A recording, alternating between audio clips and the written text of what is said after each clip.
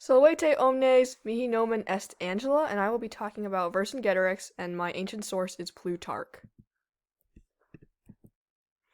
Plutarch lived from 46 CE to circa 119 CE. He is famous for his book Parallel Lives, in which he details the story of Caesar and Vercingetorix.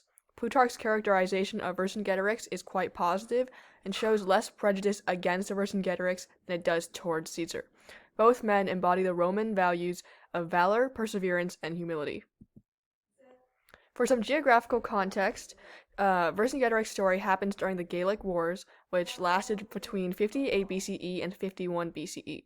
The wars began when Caesar was expanding his control in Gaul, instituting Roman law and culture in Gaul. This was unwelcome to the current residents of the Gauls. Thus began the Gallic Wars, which were the wars waged between the Roman forces and Gallic people defending their homes. In this map, you can see Celtic Gaul in yellow, where the Gallic Wars were located. For some more background information, let's look into Vercingetorix. Vercingetorix was the leader of the Gauls fighting Caesar. For his defense of Gaul, he is considered the first national hero of France, which, along with other nearby European countries, makes up the ancient region of Gaul. Here's a statue of Vercingetorix, which was commissioned by Napoleon in 1865. So back to the story. As Caesar's forces creeped into Gaul, Vercingetorix's men performed guerrilla warfare and burned Gallic cities, villages, and homes to keep them from being a shelter for Caesar's army. Soon, more and more Gallic tribes joined Vercingetorix, making Vercingetorix the leader of a unified Gaul. At the height of the war was the Battle of Alesia. Being pursued, Vercingetorix and his men hid in Alesia. Caesar then besieged the city, and soon civilians began to die of starvation. Vercingetorix sent women and children outside of the city walls to beg for food to no avail. Even though there came Gallic reinforcements, which sandwiched the Romans in the middle, still the Romans won. This battle was the last major conflict of the Gallic Wars. Rome's victory in the Gallic Wars created Roman control over Gaul and also increased Caesar's political power. Of Caesar, who is on the right, Plutarch writes, Caesar will be found to surpass many Roman leaders in his achievements, in the multitude and might of the enemies over whom he was victorious, in his reasonableness and mildness towards his captives, and others still in the gifts and favors which he bestowed upon his soldiers. I have included this quote about Caesar because Plutarch mainly writes of Caesar's greatness in his book, from which we can learn about Plutarch's societal values and biases. For example, Plutarch remarks that Caesar is mild towards his captives, and yet the defenders of Alesia were massacred and sold as slaves, showing Plutarch's blind spots and willingness to glorify Caesar. Of Vercingetorix, Plutarch writes, and the leader... Ethan! Okay, that was my Dingleberry! And the leader of the whole war, Vercingetorix, after putting on his most beautiful armor and decorating his horse, rode out through the gate.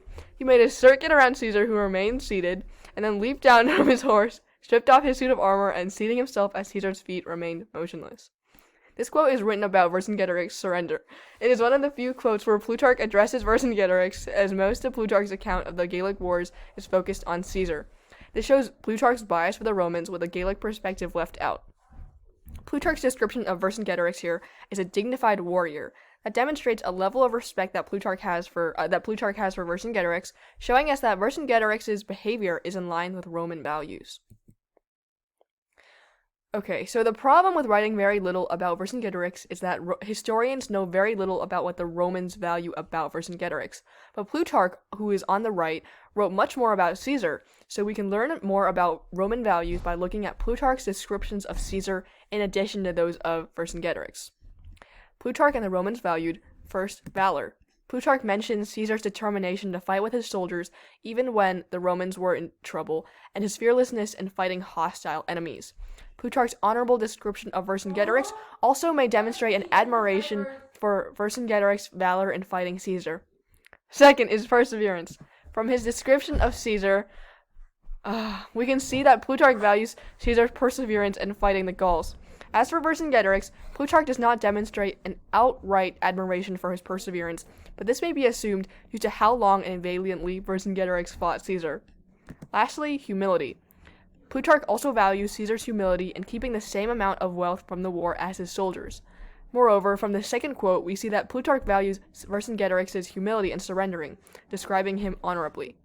You may have noticed that Vercingetorix and Caesar share many of the same qualities, which may be why Plutarch does not write negatively about Vercingetorix.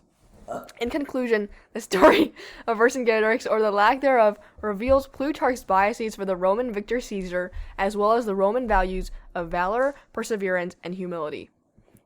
Here are my works cited, and here are my images that have been cited. Thank you for listening to my presentation.